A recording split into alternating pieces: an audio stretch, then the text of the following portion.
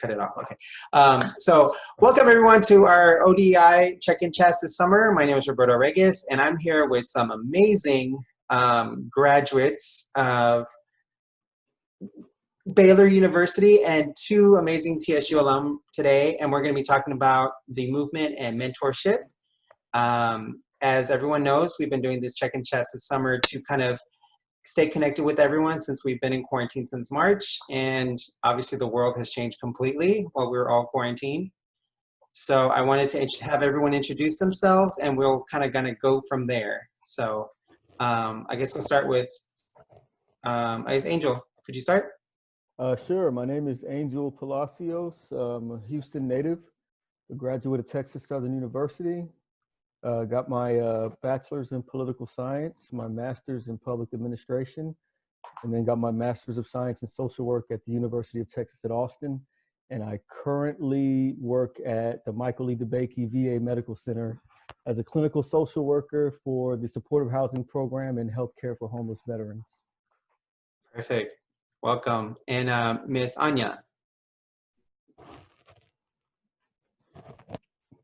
Hey there, I'm Anya. I graduated from Texas Southern University with majoring in public affairs, minoring in speech communications. I have a background in the military, which is where I went to nursing school. And currently I am working as a doula. I run my own doula business. Perfect. Welcome. And then Jonathan. Hello, my name is Jonathan Guajardo. I am a fourth-year medical student at the University of Texas Rio Grande Valley School of Medicine, and I graduated from undergrad from Baylor University in 2017. Perfect. Welcome, y'all. So, well, y'all obviously are frontline workers, so thank y'all for everything you're doing right now. So I wanted, and also thank you for coming today. I thought that this would be a very good discussion to have because I know y'all have a lot of strong connections to being active when you were an undergrad, especially to Angel and Anya when y'all are part of the debate team. And I heard Angel is a legend in the debate circuit, so. I don't know where you heard that. No, I'm making it up. Legend in my own head, right? Yeah. But no, it's amazing that I think that's how y'all connected, correct, Jonathan? Yes, so I met Angel about 10 years ago through the National Hispanic Institute, which is a program that's dedicated towards creating leadership in the Latino community through debate. And so Angel was my debate coach at the time. He's the one that taught me how to question everything and how to actually non-conform. Perfect. Well, and then Miss Anya just mentioned that Angel, you were her coach as well. So, yeah. So I wanted to kind of, I guess in the essence of being in debate, y'all can teach me real quick about this, but with everything that went on right now and it's going on right now with the movement, I can't start off any conversation without checking in and seeing how y'all are doing or handling everything right now or how it's affecting y'all. So anyone, please. You know, it's a little, I'll say, from March until about 2 weeks ago, things felt topsy-turvy and just kind of all over the place. And I feel like now I'm starting to settle into this new place that we are and, you know, I'm starting to get some footing. But there's, you know, there's still those good days and those bad days. Yeah, definitely. What do y'all think, Angel? Well, this year's just been different. So much has happened, and at the same time, it feels like nothing's happening daily because we're stuck at home. But in terms of, you know, the social issues and just all the social movement that's going on now, it almost feels as if it had to happen. We finally can't be distracted by sports, by going to the movies, by going to the bars, and then the real things that continue to happen are right in the forefront, and we can't ignore them anymore. And it used to be back in the day, you had about 5 TV channels, so everybody knew the same thing that was going on at the same time. And today it's not like that. You know, people have a lot of options for distraction. Some are healthy distractions, some are unhealthy. And now there's less distraction and people are really starting to discuss these issues. And I think that's the cool thing about debate, you know, that's always been what's moved this country. Thomas Paine was a debater, the guy who came up with the idea of the United States of America. He went to coffee houses and taverns and just started throwing these ideas out there. They discussed them back and forth, and they debated them vigorously and started a movement. And that's kind of what keeps things moving in this country, is defining terms, figuring out problems, seeing them sort of perspectives, and then coming up with solutions that everyone can agree on and getting active and making them happen. Definitely. Definitely. How are you feeling, Jonathan? It's definitely interesting. I was pulled out of clinical rotations in mid-March. I was going through pediatrics at the time, and I got a call from my clerkship director saying, "Hey, every medical student's being pulled out of rotations, go home." And it was like 9, 12, 10 in the morning, something like that. And so from then on, I only had 2 more rotations left. I had pediatrics and surgery to complete. And so everything was online. And it was interesting because we saw the rise of the Black Lives Matter movement again. And we saw, you know, the politics that just encompassed all of the COVID situation. And it actually gave medical students an opportunity to be involved.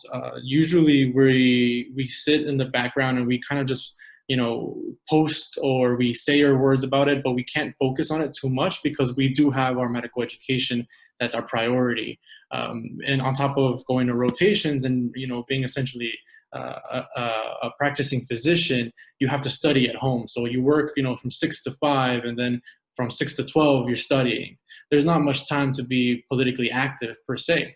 That completely changed because, you know, we got a stay-at-home quarantine. All of a sudden, now I can study from 6 to 1 in the afternoon. That's plenty of time, and now I have all this free time to be involved in either my, you know, extracurricular activities or in policy, for example. Yeah, if anything, this quarantine has helped things move forward, right? So with the movement going on right now, it kind of makes me think back for myself being in higher ed and just seeing how active my students are right now and just thinking back what we did when we were younger.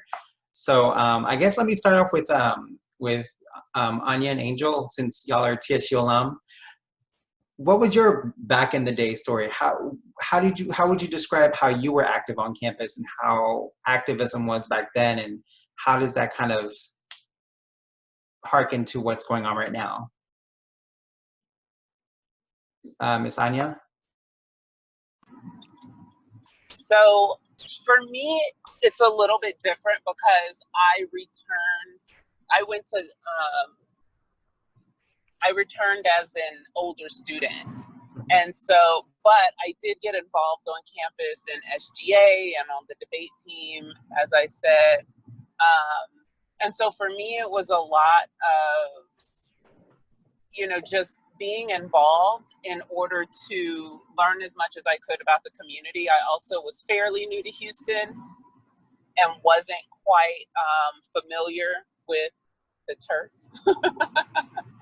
And so that's what gave me the opportunity to really become familiar with the community and understand what the needs of the community are. I think the other thing about TSU being an HBCU is that in a lot of the course, or in most of the courses, we're taught with the context of figuring out the problems in our communities and being I guess, you know, a resource, or figuring out the solutions, how we can come up with the solutions.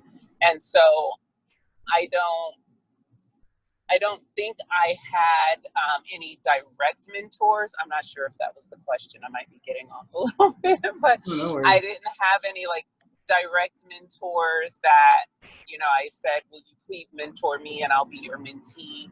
I didn't have that relationship, but just looking up to those community members and, you know, and the professors that we had really put me on the path that I'm on now. Perfect, thank you. Yeah, and Angel, how was your experience like? I kind of want to add to that. It's kind of just figuring out the lay of the land.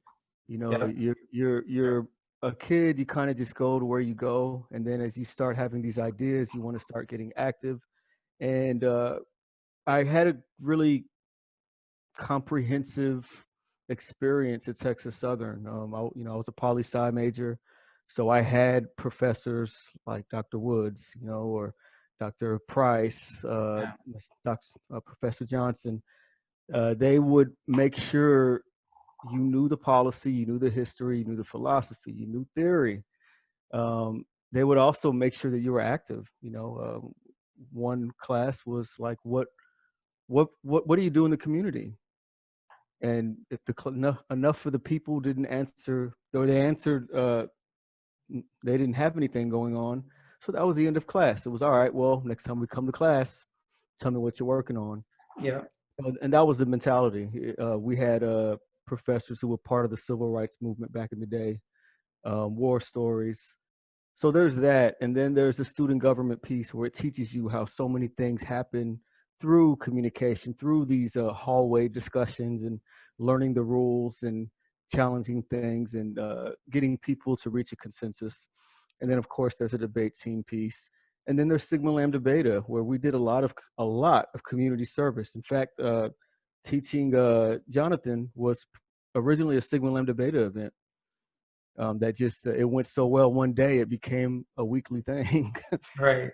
For years. And it was basically figuring out what the needs are, figuring out what's going on in these communities, figuring out what the commonalities are, what the distinctions are, and figuring out the target population and what's needed, not what you think they need and not who you think your population is, but who's really showing up, who you're connecting with, and what they actually need. And that's something you take with you. I worked at the Capitol. You have to do the same thing. Even in social work, you have to do a needs assessment. Everywhere you go, you figure that out. And I think a lot of times when we think of social activism, it's mainly, getting real hype a few days and tearing some things down. Well, there's also the long game. You got to build some things up. You got to plant some seeds, till the field, reap a harvest as well. Make sure you have the right people in certain positions to really bring strong change. And of course, you need every approach, but everybody has a role to play.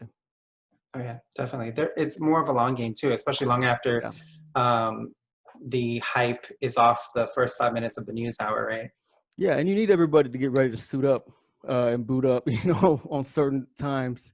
But you also need people that are dedicated for the long game.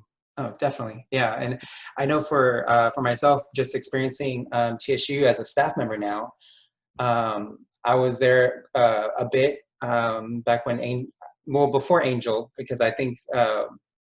Yeah, you joined before me. Yeah, I was way before you. So yeah, but with the founding line at Sigma Lambda Beta. So, but that was for myself, mentoring. I never really had a mentor because I was never part of how I grew up, and I never saw that around me. But I know because I never had my first teacher or somebody I could look up to that actually looked like me. That wasn't pretty much wasn't Caucasian, was in college. Yeah. So yeah, and then just my mentorship was really from Sigma Lambda Beta and all the organizations I joined, because I'm following in the footsteps of a lot of our fraternity brothers, and we're in public service, we're in higher ed, we're in schools. So yeah, so, and Jonathan, like Angel said, that y'all started off as a one-time event, but then how did mentorship kind of shape you and what you did at Baylor? For sure. So Angel actually, he was one of the reasons that I chose